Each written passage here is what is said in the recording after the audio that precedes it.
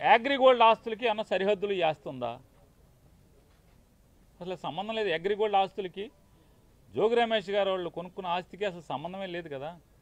లేని పరిస్థితుల్లో ఇవాళ సిఐడితో అదే ఆగస్టు 2వ తారీఖు ఒక కేసు కట్టించి, ఏసీబీతో ఒక కేసు కట్టించి, విచారణకు కూడా కనీసం పిలవకుండా ఏం జరిగింది, నువ్వేం చేశావు, నీ పాత్ర ఏంటనే విచారణ కూడా చేయకుండా జోగి రమేష్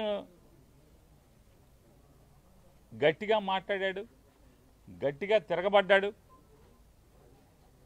జోగి రమేష్ని రాజకీయంగా ఎదుర్కొనలేక, రాజకీయంగా నన్ను తిట్టాడు కాబట్టి, నన్ను ఎదిరించాడు కాబట్టి, నేను జగన్మోహన్ రెడ్డి గారిని తిడితే నా మీద తిరుగుబాటుగా మళ్ళీ నా మీద మాట్లాడాడు, విమర్శించాడనేటువంటి కక్ష కడుపులో పెట్టుకుని రమేష్ని ఏమీ చేయలేక మానసికంగా వేధించడం కోసం జోగి రమేష్ గారి కొడుకు మీద ఈ రకమైనటువంటి వాళ్ళ బాబాయ్ మీద అక్రమ కేసులు పెట్టి, చంద్రబాబు నాయుడు గారికి ఒకటే చెప్తున్నాం, నీ ఇష్టం రాష్ట్రంలో ఉన్నటువంటి 175 నియోజకవర్గాల్లో ఉన్నటువంటి వైఎస్ఆర్ పార్టీకి సంబంధించినటువంటి అందరినీ కూడా లోపలేసుకో, నీ మీద పోరాటం చేసేది ఖాయం.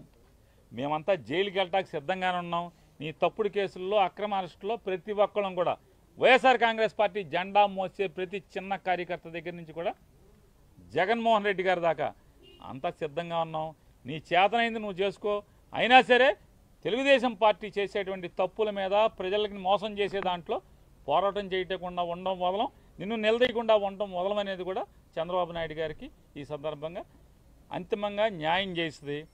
జగన్మోహన్ రెడ్డి గారిని దగ్గర నుంచి వాళ్ళ జోగి రమేష్ గారి కుటుంబాన్ని నువ్వు ఎవరిని వేధించదలుచుకున్నా మేము న్యాయ పోరాటం చేస్తాం, ధర్మ పోరాటం చేస్తాం. ఖచ్చితంగా నీ మీద తిరుగుబాటు చేసి, రాజకీయ పోరాటం కూడా చేసి, అన్నింటిని కూడా ఎదుర్కొని ఖచ్చితంగా 2029కి మీ ప్రభుత్వాన్ని పడదయటానికి కావాల్సినటువంటి ప్రతి పోరాటాన్ని చేస్తాం.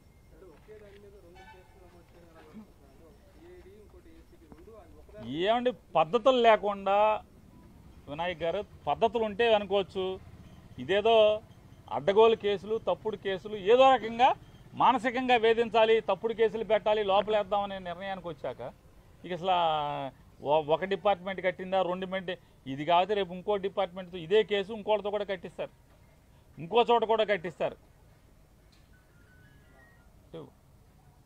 ఇక తప్పు అని చెప్పేవాడు లేడు. పేపర్లు, టీవీలు, వాళ్ళ పేపర్లు, టీవీలు బాజా కొడతా ఉంటాయి, వీళ్ళకి వంత పాడుతూ ఉంటాయి. ఇది కరెక్ట్ కేసు అంటారు. మామూలుగా ఇంతమందిని పొలం అమ్మిన వాళ్ళు ముద్దాయిగా లేరు. జోగి రమేష్కి పొలం అమ్మింది ఎవరు? పొలం అమ్మిన వాళ్ళు ముద్దాయిలుగా ఉన్నారా? వాళ్ళు ఎందుకు లేరు, ముద్దాయిలుగా రారు అంటే? అయితే సాక్ష్యంగా తీసుకురావాలి, లేదా చంద్రబాబు నాయుడు గారు చుట్టాలన్న అవ్వాలి, రెండింటిలో ఏదో ఒకటి అవ్వాలి. వాళ్ళని బెదిరించి సాక్ష్యంగా అన్నా పెట్టాలి. వీళ్ళని అమ్మిన వాళ్ళు దీంట్లో లేరు, కొనుక్కున్నోళ్ళు లేరు. జోగి రమేష్ ఒక్కడే, జోగి రమేష్ గారి కుటుంబం ఒక్కళ్ళే ముద్దాయిలుగా ఉంటారు, ఆఫీసులో వాళ్ళు ఉంటారు. అంతిమంగా అరెస్టులు చేసి అక్రమంగా తప్పుడు కేసులు కట్టి మీ మానసిక ఆనందం పొందుతారేమో, కానీ అల్టిమేట్గా కోర్టులు ఉన్నాయి. ఖచ్చితంగా కోర్టుల్లో ఫైట్ చేయటం, న్యాయంగా మేము న్యాయాన్ని ఆశ్రయించి, న్యాయస్థానాలను ఆశ్రయించి గెలవటం ఖాయం.